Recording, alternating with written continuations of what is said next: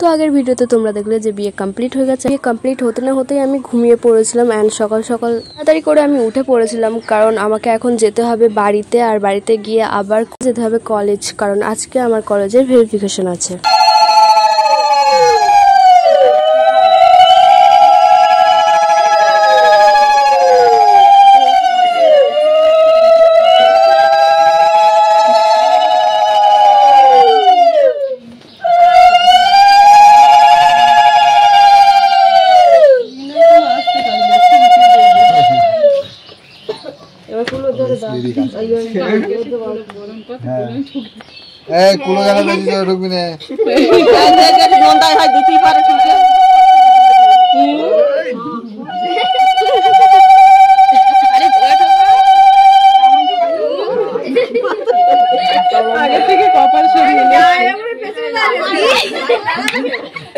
খুলে যাবে নি আসতে।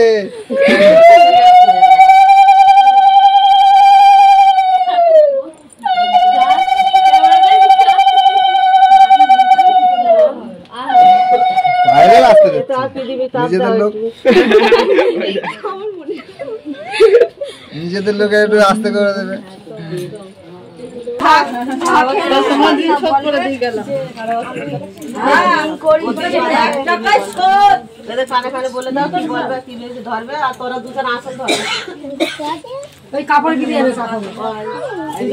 তো এদিকে দেখতেই পাচ্ছ বরণ পুরোপুরি কমপ্লিট হয়ে গেল অ্যান্ড এখন আমার ঠাকুমা, দিদি অ্যান্ড জিজুর কানে কানে বলে দিচ্ছিল যে কি বলতে হবে। এটা ছিল বাবা মায়ের ঋণ শোধ করার নিয়ম, বাট আমি পার্সোনালি মনে করি যে বাবা মায়ের ঋণ কোনোদিন শোধ করা যায় না, আর যাবেও না কোনোদিন, যেহেতু এই নিয়মটাই যুগ যুগ ধরে চলে আসছে, তো ওরা সেটাই পালন করছিল।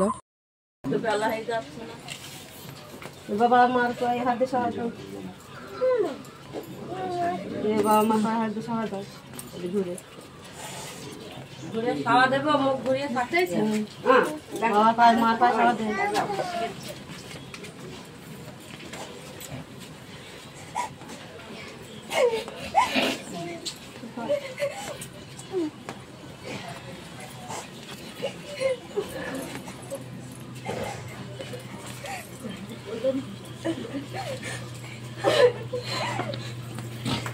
দাদু কই দাদু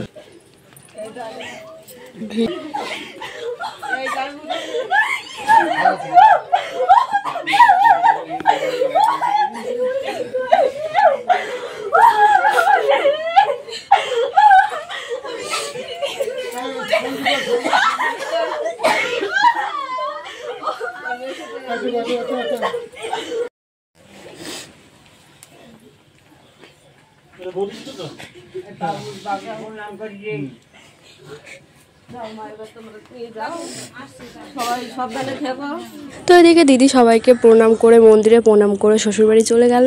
তারপর আমিও বাড়ি চলে এসেছিলাম। তো রিসেপশনের দিন আমি যেহেতু বাড়ি থেকে গেছিলাম, তো যেতে অনেকটাই লেট করে ফেলেছিলাম। প্রথমেই আমি এসে দেখি দিদি এখানে সবার সাথে ফটো তুলছে।